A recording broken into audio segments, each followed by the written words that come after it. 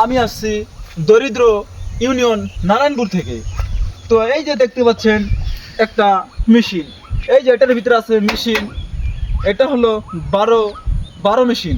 তো এই মেশিন দিয়ে আমাদের এই যে এই পাশে দেখুন, এই পাশে যে ধান ক্ষেতগুলো আছে, ধান ক্ষেতগুলো একটু দেখাও। এই ধান এই ধান খেতে কিন্তু পানি দেয় এই মেশিনের দ্বারা।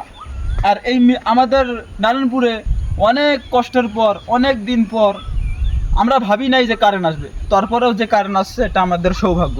কিন্তু কারণ আসছে ঠিক আছে, কারেন্ট থাকে না, যার কারণে আমাদের এই গৃহস্থ সাহেব এই মেশিন সরাইতে ভয় পায়, মোটর বসাতে ভয় পায় যে মোটর বসাবো কোন সময় কারেন্ট চলে যাবে। আমাদের এখানে বেশিক্ষণ কারেন্ট থাকে না, যতক্ষণ থাকে 4-5 মিনিট এরকম করে তার চলবে না। কারেন্ট গেলে আবার 1 ঘন্টা করে, 1 ঘন্টারও বেশি হয়ে যায়, তারপরেও আসে না। সেই জন্য গৃহস্থ সব ভয় পায়।